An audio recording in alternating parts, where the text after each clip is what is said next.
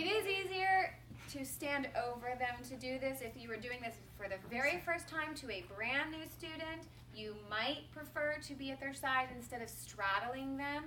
And you can always do it if you prefer not to stand over straddling your students, that's okay. But please, do not straddle them like this. Oh. Because they raise their arm and what? Okay? So, did you notice? I was here.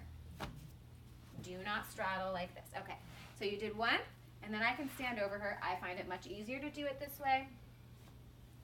My hand goes in like this, and then I can flip my palm under the blade. You see how I did that? I'll do it again. Okay, so I'm lifting with this hand. I go in here, my hand is here, I flip. Now her blade is in my hand. A lot of times people are tightening here. She's very good at relaxing now. And so, but I can say, let your shoulder blade soften into my hand. Don't help me, things like that. Mm-hmm. Notice now, I'm sticking out my sit bones. I'm not standing like in a crunchy way. I'm sticking my sit bones out, okay? Put my hand here, not on the joint, right here, and then slide the blade down. Then the arm goes in, and I'm not yanking it, but it lengthens down a little bit. Let's put too much in. Okay. The next one is, you back up.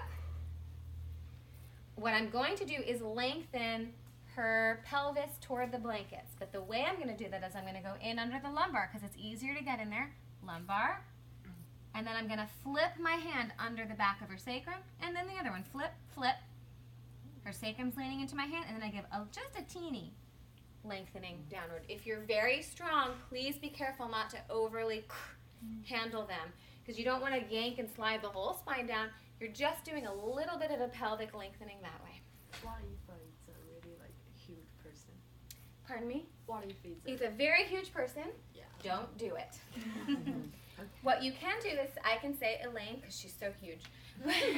Elaine, put your feet on the top of the blankets.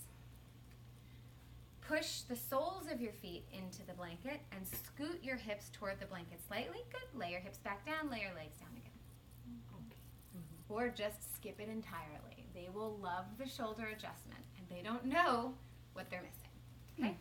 Do not sacrifice your body for your students. Okay? As much as possible. Okay.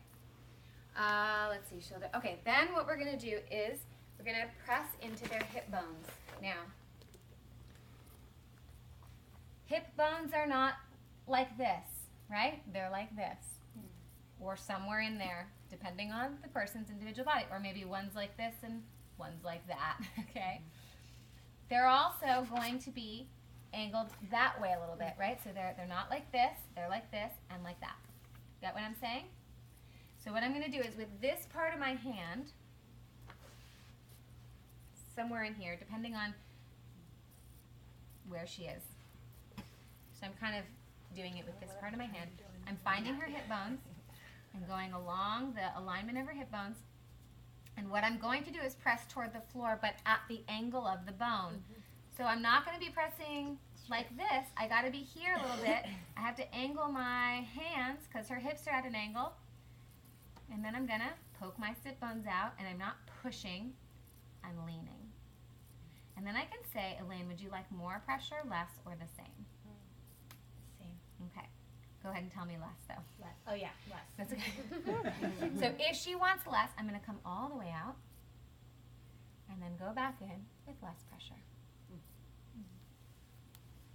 And then I'll come all the way out. And then I'm just going to press her thighs like this towards the leg. Not pushing her thighs into her hip sockets.